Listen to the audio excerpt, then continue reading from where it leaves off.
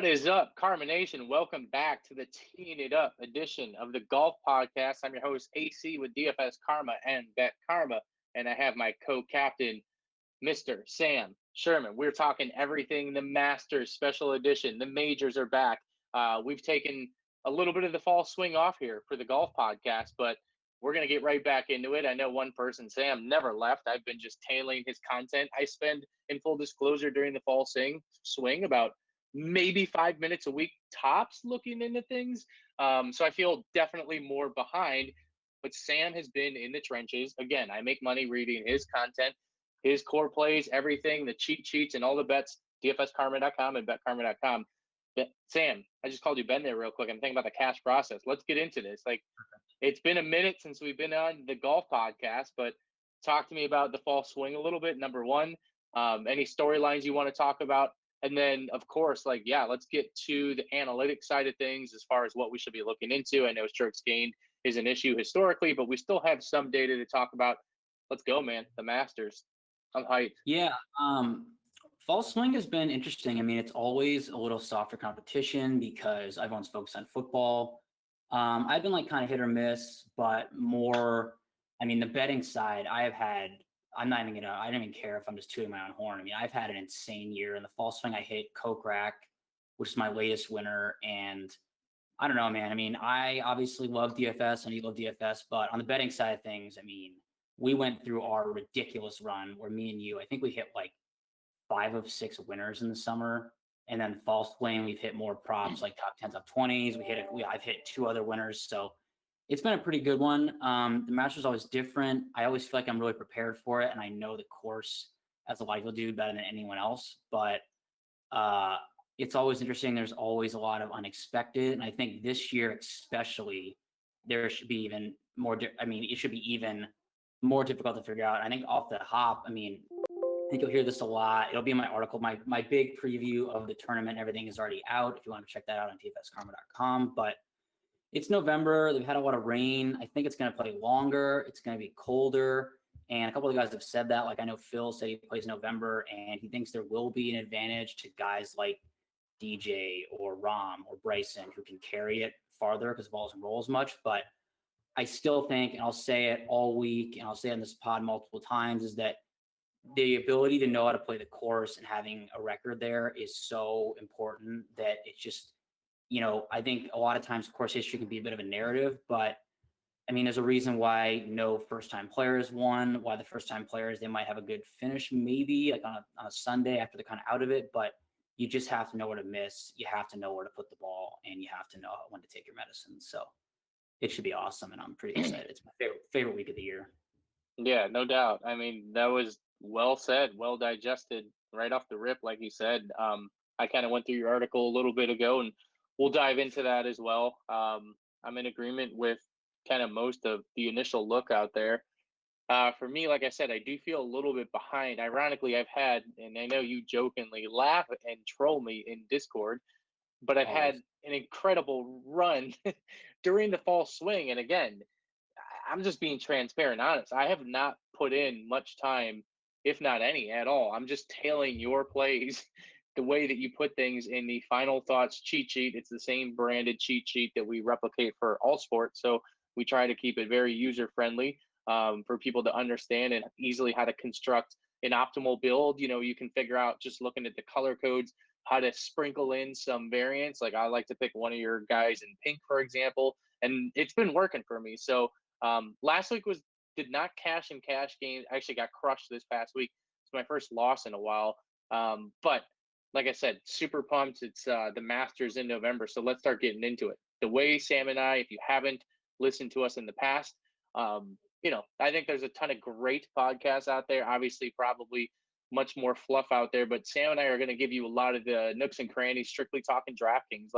Let's get into it, right? People want to figure out how to make optimal builds in not only cash games, but these great payouts in single entry and 3 max entry. And for those that are using optimizers, we have one at our website.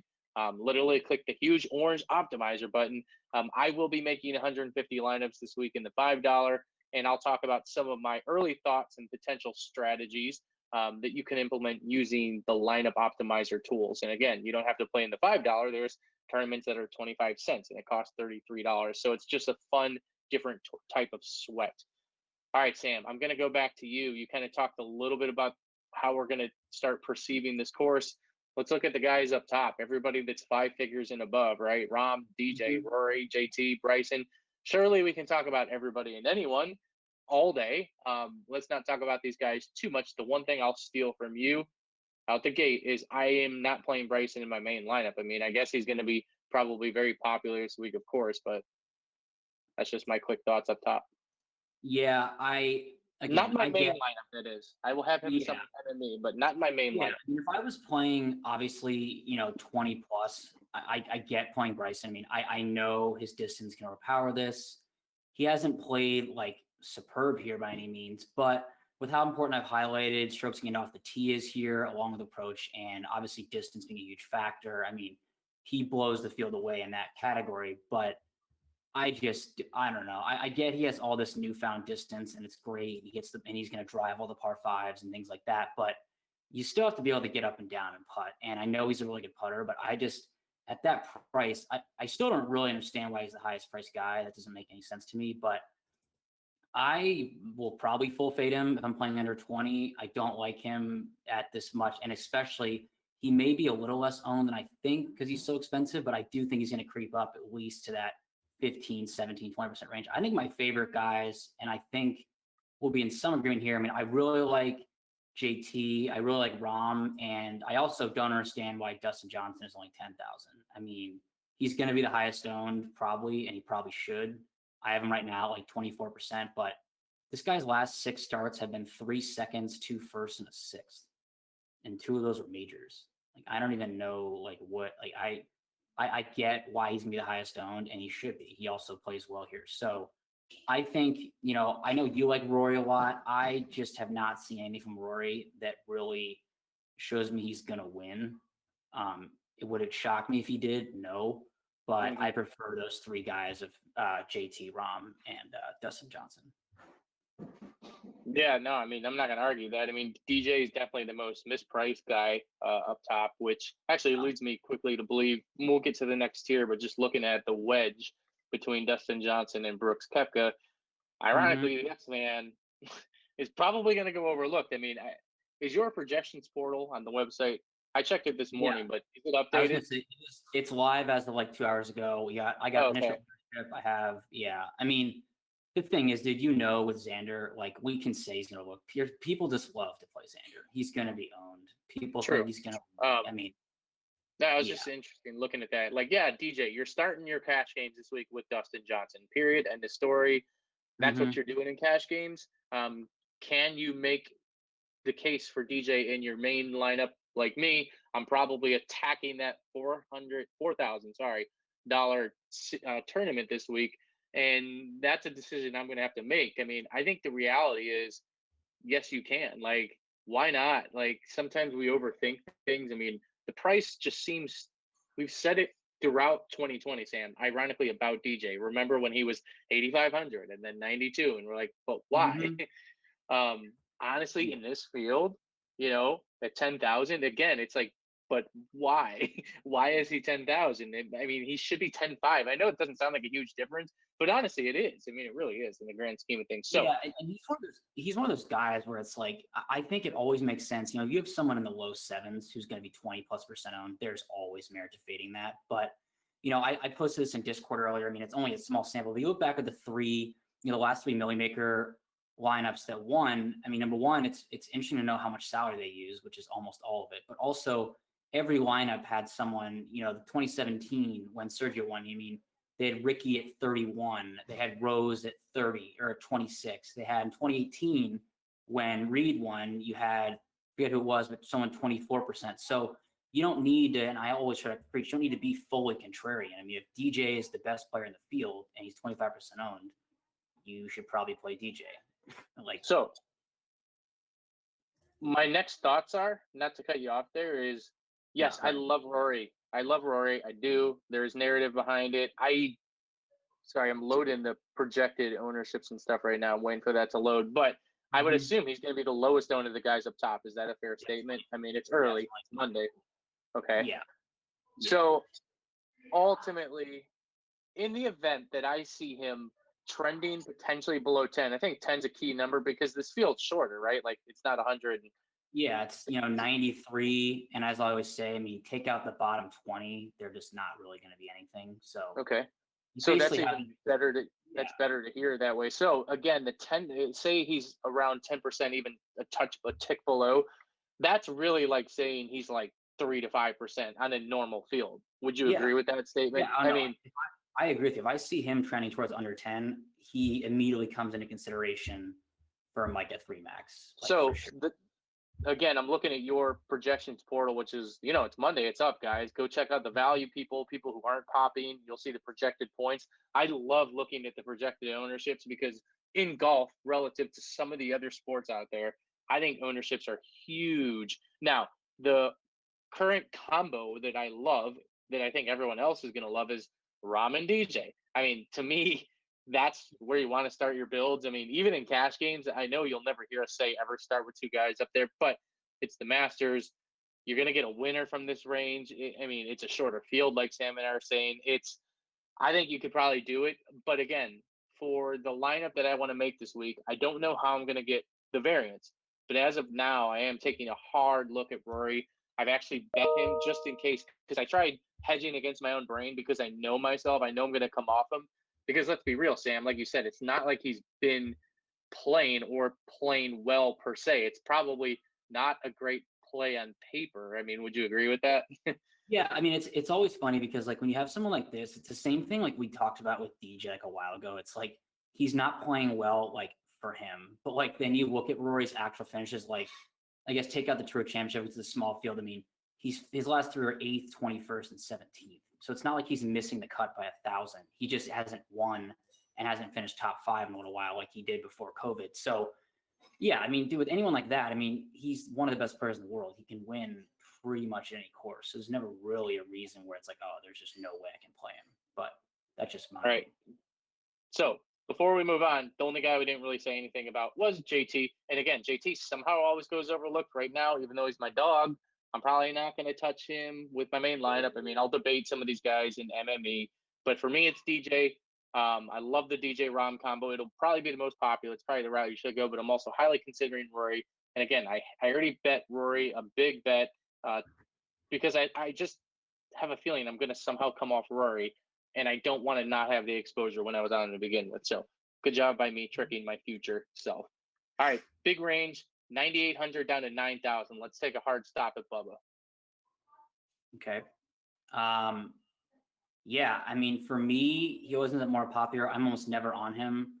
I'll just say the guy I think is going to win this tournament. He's my last pick for my one and done. I'm in 2 pools, and if he could pull out a big finish, I could win that one. I really like Patrick Cantlay. He fits the mold. He's a really good bentgrass putter. He finished 9th here last year. He's coming off a win. I used to kind of view him as someone similar to Finau that wasn't really a winner, but I really like Cantlay.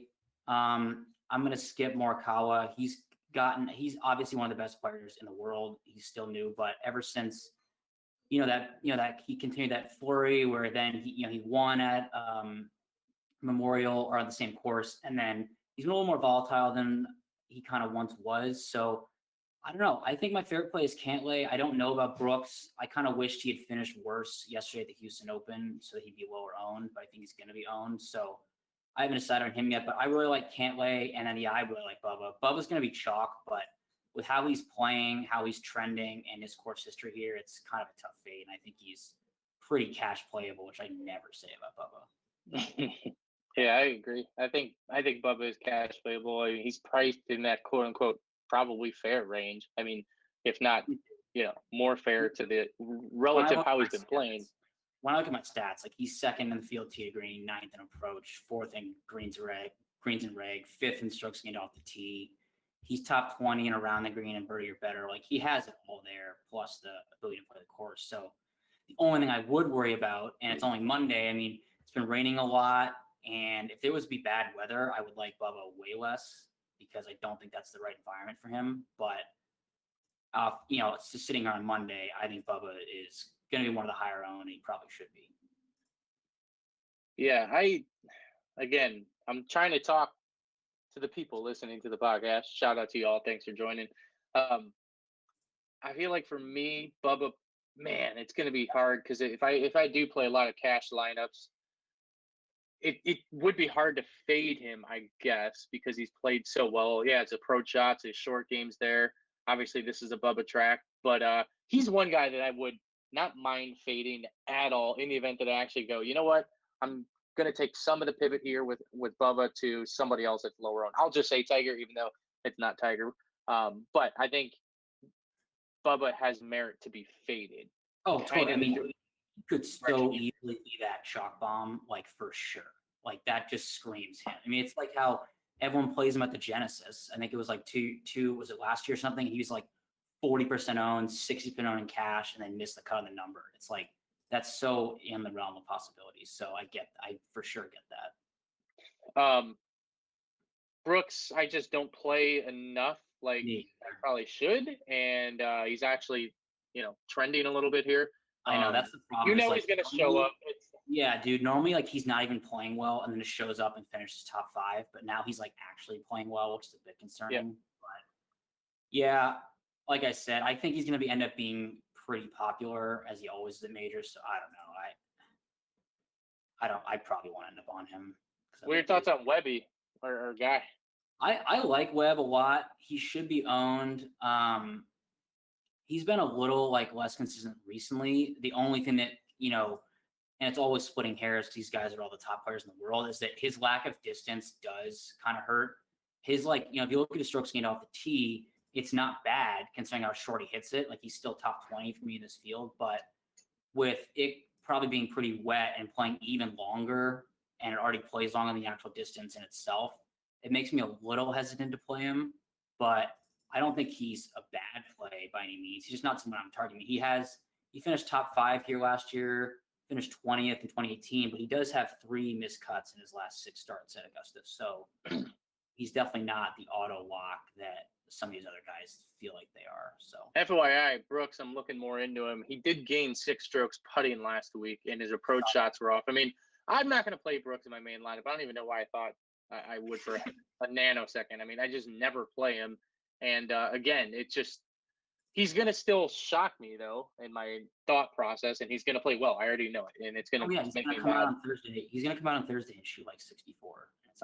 One guy, let's move on to the next range, but again, if you're mean, which I will be this week, and you're using the optimizer, you can't not play Patrick Reed. We didn't talk about him. Let's be real. Patrick Reed can just obviously win. That's what he does. He wins kind of whenever. I mean, and he's just, that's the thing. When he gets out and he's running, I mean, look out. Obviously, he can do it again here. No question. All right, let's go to the next range. I got some of my all-time favorites in this range. This is a great range. And frankly, I think strategy-wise, let's just stop at, let's go down to Phil to go down to 7,500, and then that'll take us to a next bottom tier. So the next tier down to 7,500.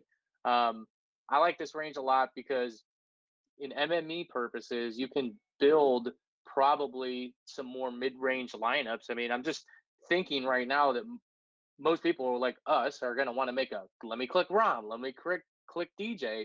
That's probably how a lot of stuff, I would assume, starts. So the 9K into the 8K range, it, Sam, some of these majors, it's like, wait a second, why didn't I just stuff all these guys in the roster, which probably isn't ideal roster construction. Most tournaments, the Masters, I do think is different and not optimal. Yep. I don't know if you want to start on me. I mean, I know who you're already going to talk about, so I can. So I love Tony Pino. Obviously, that's my homie. He'll be mega chalk though, which is the problem. Again, I don't want to play. I don't want to play 6 guys in my lineup that are just too chalky. And to your point, I can find. I'm kind of diving through Tony right now as we speak. I can probably find some flaws. Of course, he had COVID recently. It's a whole nother topic. But he does show up well for majors, generally speaking. We know he can't win, so that's a slight negative. I don't know. With the Houston Open, I'm looking right now.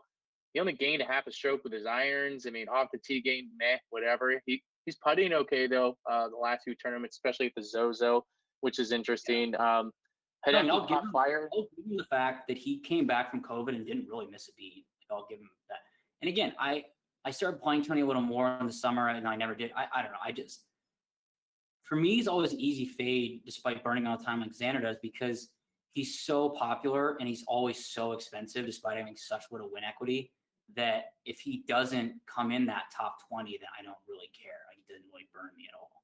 Now, when he comes top 2, that will burn me, but I don't really have a lot of interest. Maybe in cash just to be even the field, but I would probably rather just play Hideki for $100 less.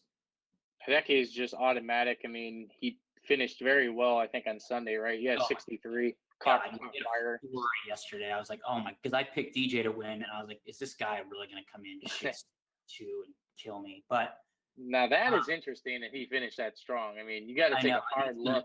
Elevate his ownership even more. He was already going to be popular, but everyone knows Hideki. He's elite everywhere except for the greens, but that seems to be slightly mitigated here. His putter was hot. That was the best round of putting he's had in 2 years. Yeah, since 2018 at the Dell. I mean, last 5 starts at Augusta. I mean, he has 4 top 20s. He didn't finish that well last year, but he just plays his course well. I mean, I can't be sure on this head to check, but I think he scores on these par 5s pretty well, which is pretty key because I think about 40% of the total DraftKings scoring comes from those 4 par 5s. So it's pretty key to hit those.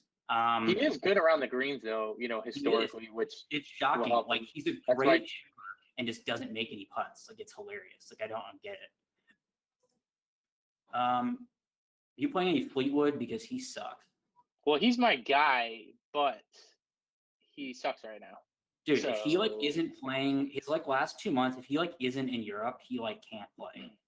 He goes to Europe and comes top 5, and then in America, he's like, no, I'm bad. He's actually putting well recently too, which is interesting. But yeah, I'm not going to play him a main lineup. I mean, 8,700 for the way he's been playing, just no way. I mean, he can't. His iron game is just. It looks like mine. I mean, it's gone. It's lost. I was all over Wolf for the summer. He has lost his off the tee game, which really scares me. The best part of his game, and I just don't think he's good enough putter. And he's also making his first start, and I think he's going to be popular. So I don't have much interest there. I think that's an easy fade for me.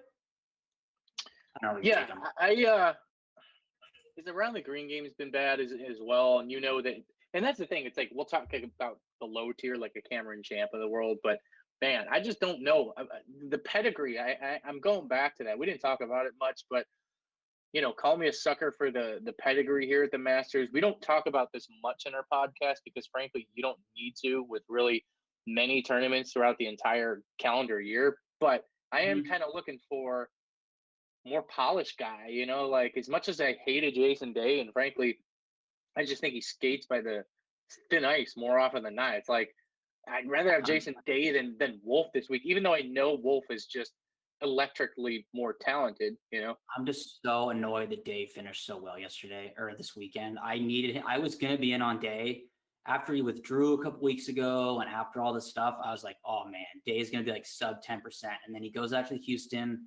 Doesn't withdraw, finishes top 10. Now he's going to be 15% on. So plus, dude, he literally always has that withdrawal risk. I can't do it. I have 2 way worse guys I'm playing below him anyway. Who, Ricky? I mean, I wouldn't touch that guy.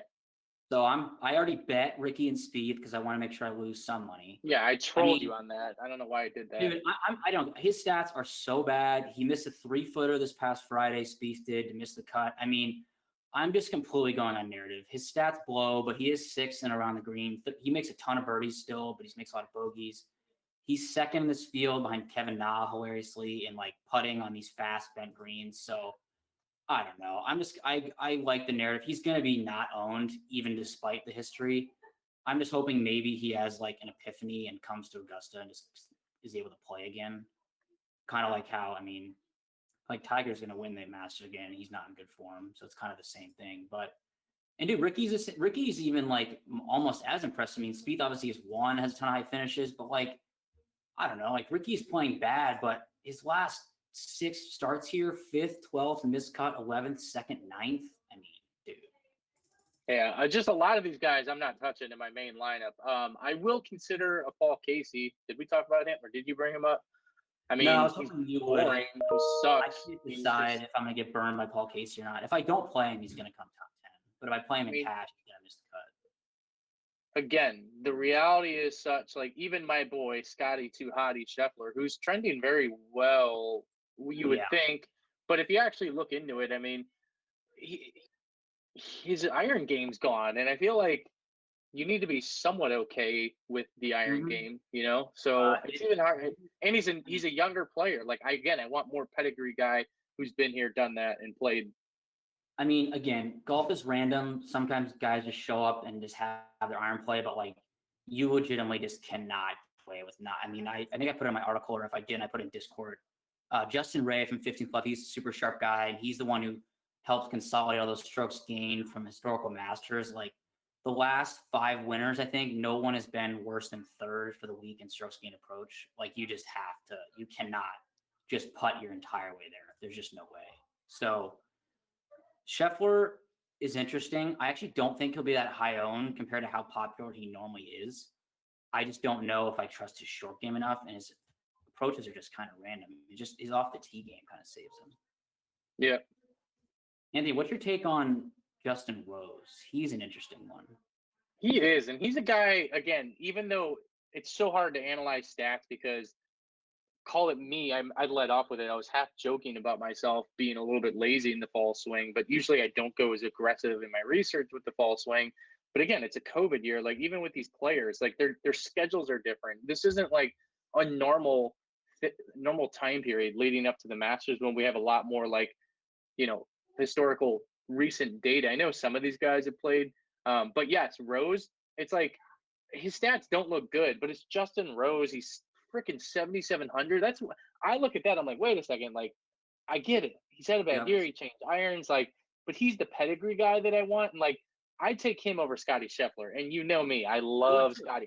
I aggressively played Scotty Scheffler way too much in the past few months. It did pay off, but I get down these rabbit holes and I love guys too much, and it's a flaw in my game. And like I probably want to go after boring Justin Rose guy at 7,700. It's a pretty fair price, in my opinion. I mean, I think it's just pretty easy because, I mean, just based on this hashtag analysis, I mean, he gained an approach at the PGA, finished 9th, then missed the cut, losing strokes.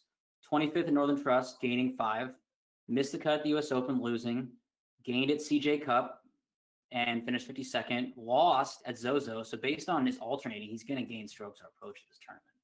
It's just going back and forth. So that's just pretty much my analysis on the matter.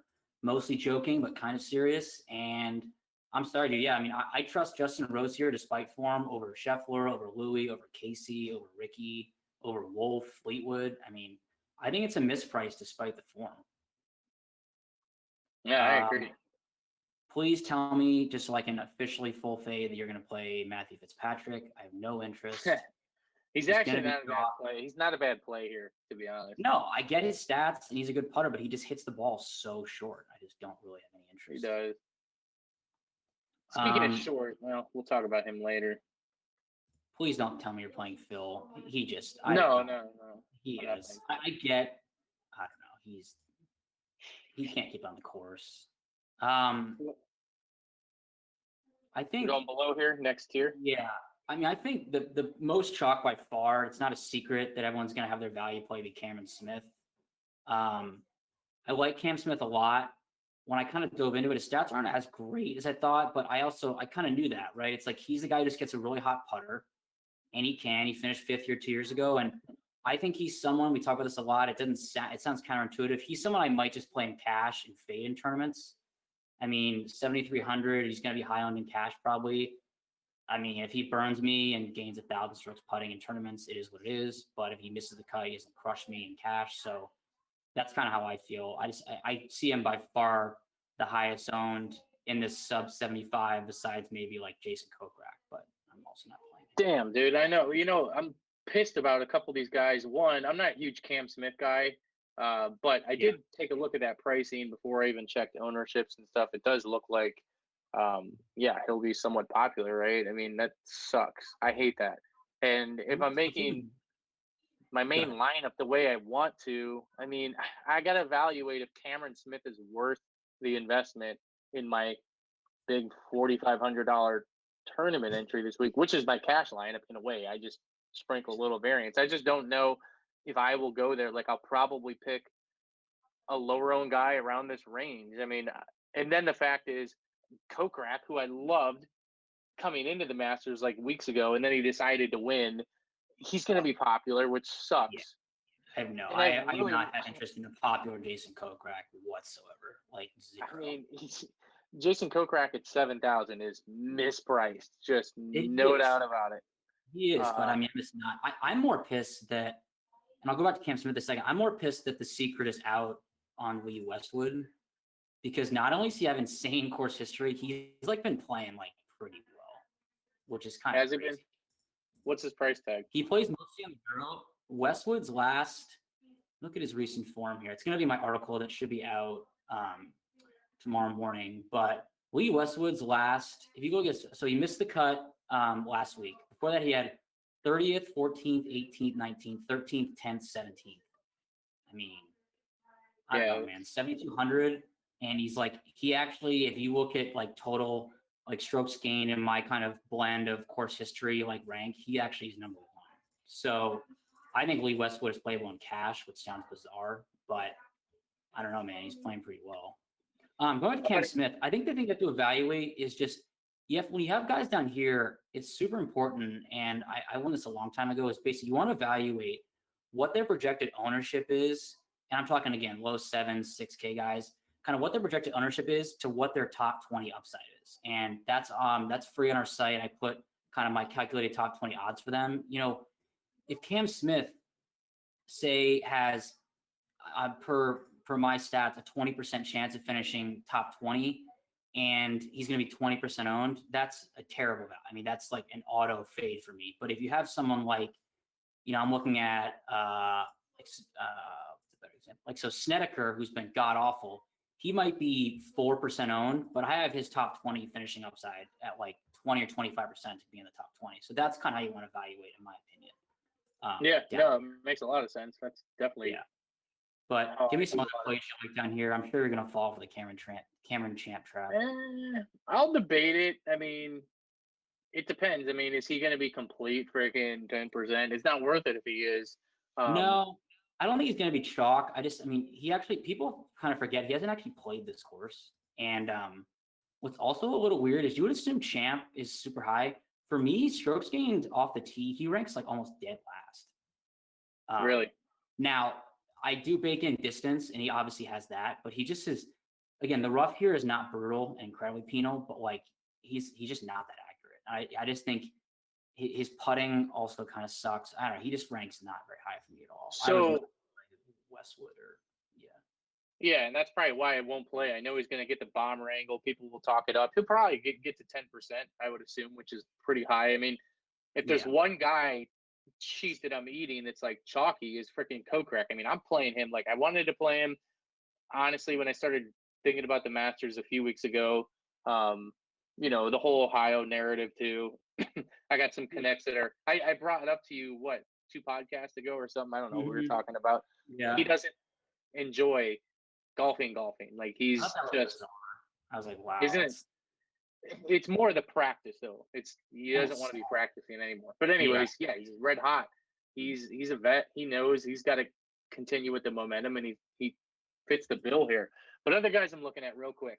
I'm gonna eye up ownership opportunities on Poulter, on Eric Van Ruin. I'm gonna monitor Billy Ho. He's been pretty good to us over the last 6 to 9 months. Again, I'm just kind of eyeing up ownerships, and I'm going to have to make some kind of decisions. We can talk about it in Discord with y'all. If you want to sign up, head to our products package under subscriptions. Discord's one of them. Who else am I looking at below here? There was 2 other guys. You know, I'm going to take a hard look at Abraham Answer. He's more up 7,400. I'm just curious to see what ownership, if people have kind of written him off. I think that I don't see him being owned at all. It's very bizarre. He was kind of a stud with the irons, and then randomly he just started like losing 1,000 strokes and then putting really well. So he's been inconsistent. I do agree with you. I think he's a very interesting pivot off what I expect to be a chalky Cam Smith. Shane Lowry finished well last week. I expect him to get ownership. Fitzpatrick is right above him. I would say that like someone like Answer will not be owned. Woodland, and I'm not playing either despite the ownership. He's very hurt. Also saw a picture of Woodland today. He looks like he's lost like 30 pounds. He looks very unhealthy. So I don't really have interest in Woodland, but those two guys, I don't think. Woodland's hurt. Can't touch Woodland. So here's a couple other guys. Our boy Sebastian Munoz has been good to us. He's in the card. Dude, number 2 ranked in my model. I know it's just a model. It doesn't bake in narrative streets, but see Woo Kim. I mean, he missed the cut at the Houston Open, which opens the door for ownership leverage. I mean, just imagine if he came top 10, top 15, top 20, you would assume he'd get a ton of run in the market.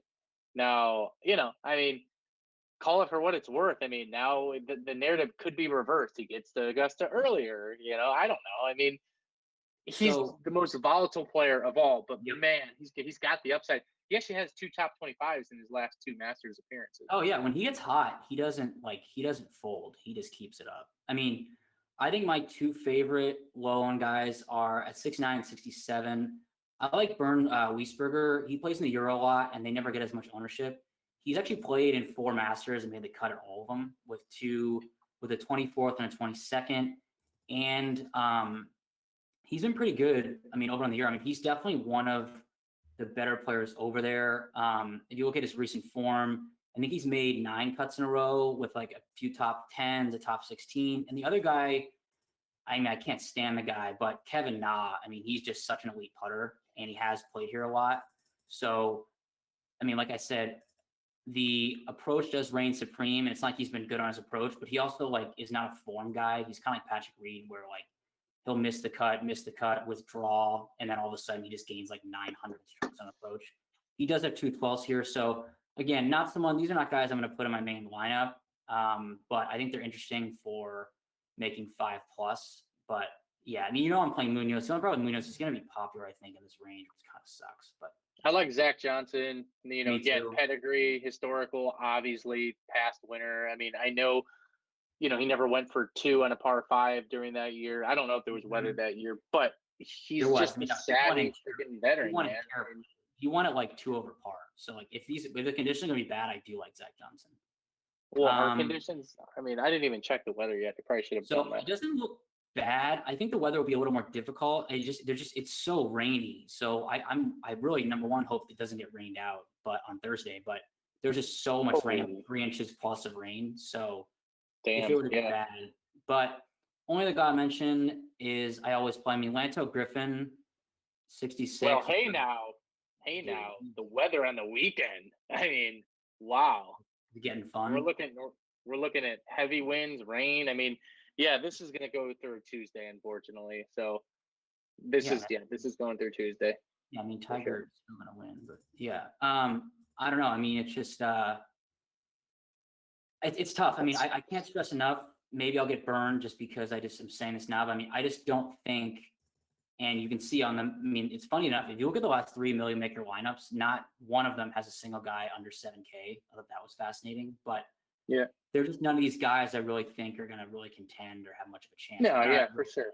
Just in guys basically under 66 or 67.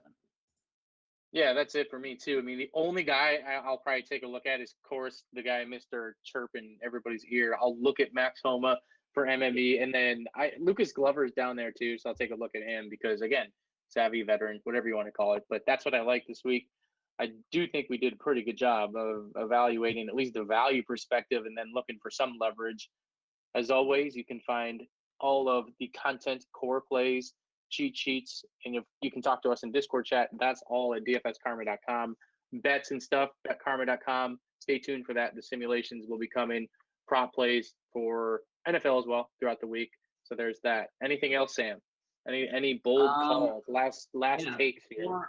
Before I get your winner, that's not like one of the top. Yeah, I mean, I just want to give people. So my article, full previews out. My DraftKings centric article will be out tomorrow morning. Tomorrow afternoon will be Super Draft and Stat Hero. And then Wednesday, you'll have my final thoughts and betting preview as well. So we got content all week. Projections portal's up for free. Anthony's probably going to win despite me doing all the work. And that's my bold call is that Anthony's going to finish top 10 in the 4,500 million. Who's your pick to win? You know it's coming. It's coming. I mean, who's your pick to win outside of like who's like more than 20 to 1? Yeah. I don't have the books in front of me, but my pick has to be Tony Finau. Like, I'll keep going. He's got to be, what, 25, 30 to 1? I think he's like around 30 or 33. So at some point, he will crack. He will win a major. He's too good. I know there's some jokes between you and I about it. But, yeah, that's my kind of, mid-tier guy, I guess, lower to mid-tier guy. I mean, again, at the Masters, I don't really see many bets 40 or 50 and below, like just hitting. I mean, it just doesn't happen. So that would be US Open, the best guys just win. Yeah. What about you? I'm sticking to it. I've been on it since last week. I think Cantlay's going to win. He fits the criteria that I've outlined. He's a good bent putter, and I think he'll be fine if the weather gets bad because he's a good scrambler. So I'm betting Tony Finau right now, $500 bet, 33 to 1, and it is placed. Let's go. All right, that does it, y'all. If you have any big wins, please give a shout out to the Twitter account, DFS_Karma. Again, you can find all of our content, dfskarma.com and betkarma.com. Thanks, guys. Have a good day.